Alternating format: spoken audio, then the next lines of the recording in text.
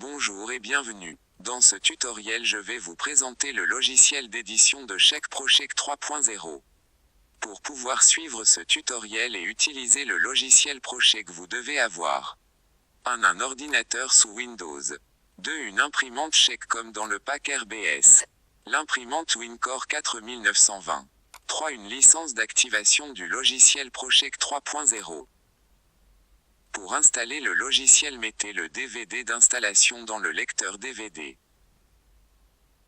Alors l'installation se lancera automatiquement, sinon explorez le DVD et lancez le fichier install. Vous devez après suivre les étapes de l'installation puis lancer le logiciel en cliquant sur l'icône qui se trouve au bureau.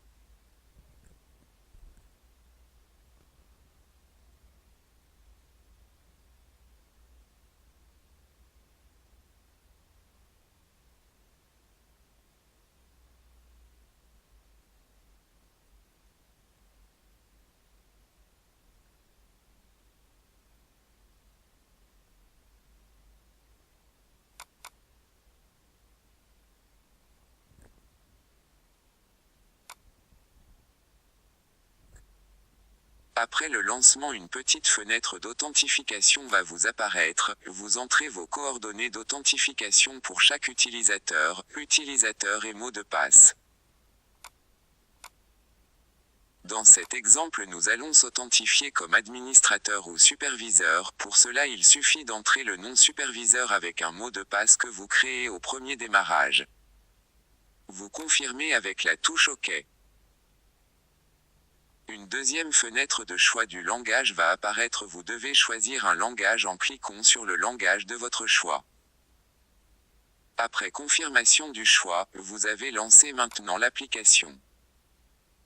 À votre premier démarrage du logiciel, vous avez à cette étape une fenêtre d'activation. Pour activer votre licence, vous écrivez votre nom et vous cliquez sur le bouton Générer. Vous contactez votre fournisseur et vous lui envoyez le nom saisi et le code généré par votre terminal PC. Il vous communiquera ensuite la clé d'activation pour ce poste. Vous la saisissez et vous validez, le logiciel démarrera. Et maintenant vous vous retrouvez dans la fenêtre principale du logiciel ProCheck. Nous allons maintenant vous présenter chacun des éléments de la fenêtre principale. Commençant par les champs de paramétrage général. En haut à droite, vous trouverez le champ qui va vous permettre d'entrer le nom de l'entreprise qui va utiliser le logiciel. Dans notre exemple, nous avons choisi une entreprise fantôme qui s'appellera S-Survie. Pour modifier ou entrer le nom, vous double-cliquez sur les champs pour le débloquer, puis après insertion, vous redouble-cliquez pour le verrouiller et l'enregistrer. Juste en dessous, vous trouverez où vous pouvez entrer le logo de votre entreprise. Pour ça, il suffit de cliquer sur le cadre avec le bouton droit de la souris. Une boîte de dialogue apparaîtra comme dans notre cas. Il suffit alors d'insérer votre logo en format 150 par 150 et cliquer sur OK. Nous allons maintenant passer au champ concernant les informations du chèque. Tout d'abord, nous devons remplir les champs numéro de chèque. Prenons en exemple 456 985. À côté, vous choisissez le type de chèque que vous éditez, barré ou non barré. On choisira barré. Puis juste en dessous, vous trouverez le champ où saisir le montant du chèque en chiffres. Dans notre cas, nous insérons le montant de 586 000 dinars. À côté de ce champ, vous choisissez la devise dans une liste déroulante. Collé à cette liste déroulante, vous avez un bouton pour ajouter plusieurs devises. Il suffit de cliquer et remplir le tableau des devises, puis vous les trouverez après dans la liste déroulante des devises. Vous remarquez que le montant va s'écrire automatiquement en lettres avec même la devise sélectionnée juste dans le champ texte en dessous du montant en chiffres. Cette fonction vous permettra d'éviter les erreurs dans le montant en lettres qu'on a l'habitude de faire dans l'ancienne méthode manuelle et donc éviter l'annulation fréquente de chèques de banque. Juste après en dessous vous trouverez le receveur de chèque.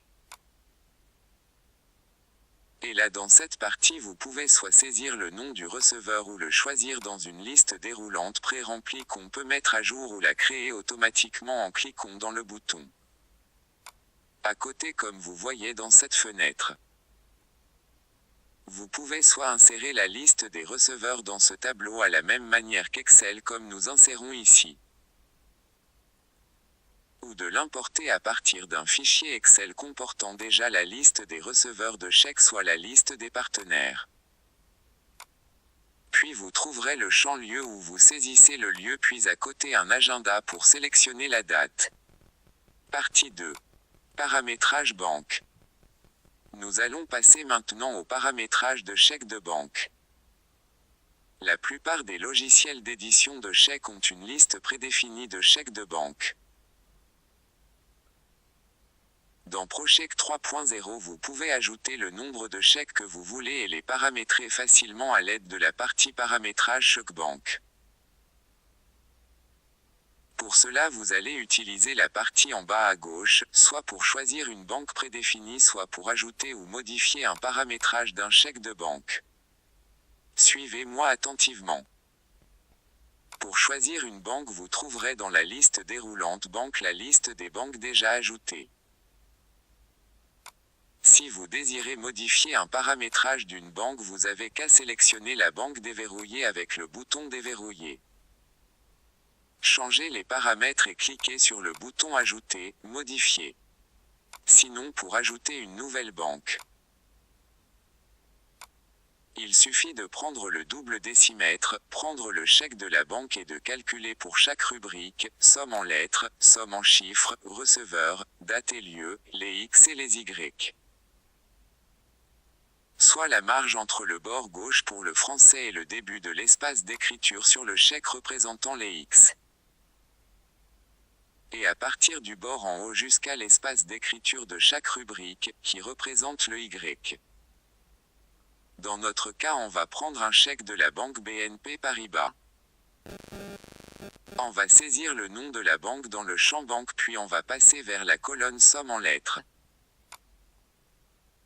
Dans le champ X on va calculer avec la règle la distance entre le bout du chèque du côté gauche jusqu'au début de la ligne du montant en lettres.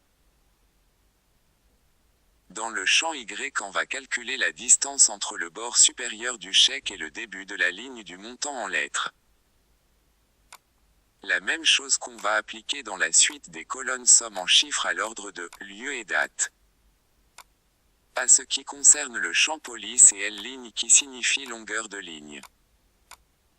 Police signifiera la taille de police avec qui vous allez imprimer le chèque.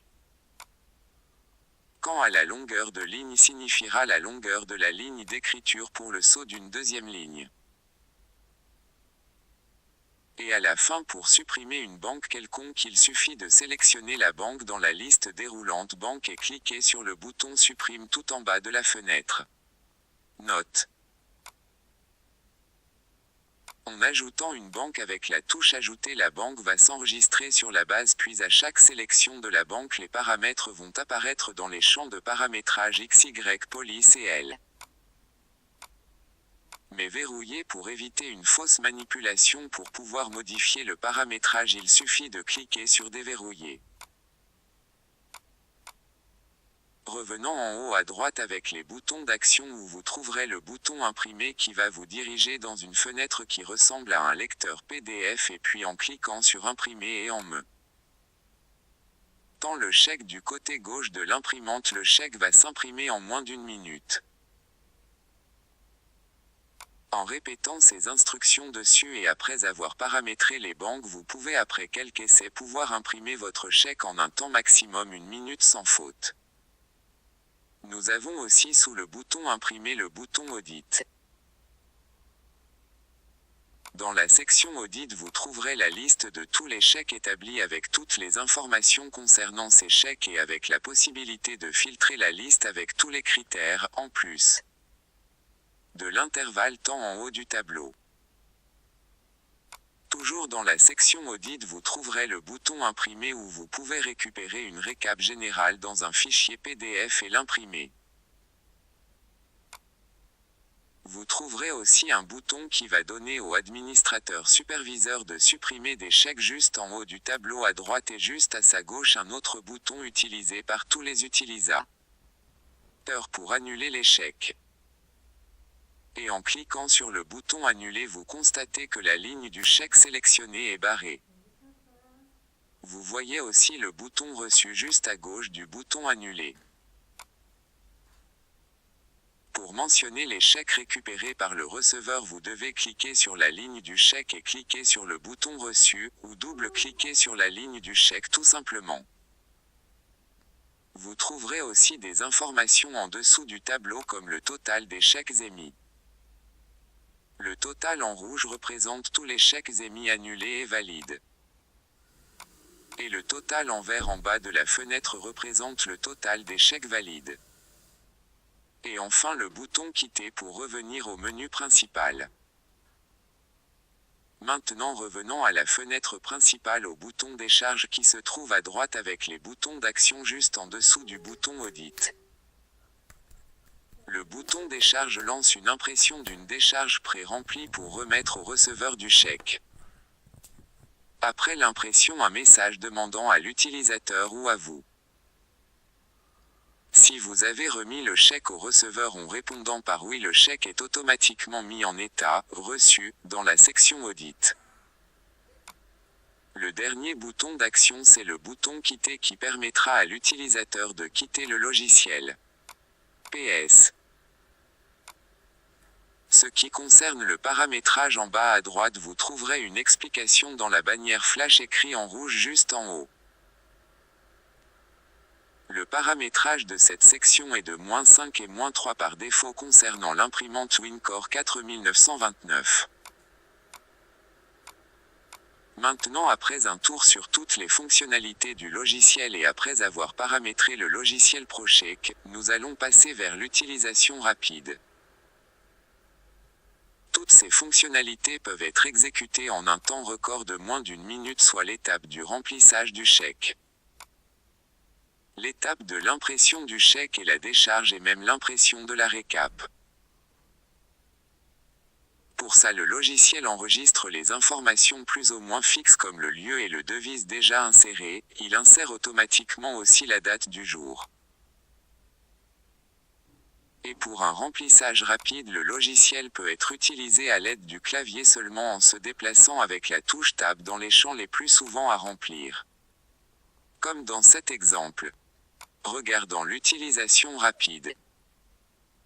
J'espère que vous avez bien compris ce tutoriel et l'utilisation du logiciel ProCheck 3.0. Je pense que ça a été très simple pour vous. Un peu de pratique et l'édition de chèques ne sera plus jamais une corvée.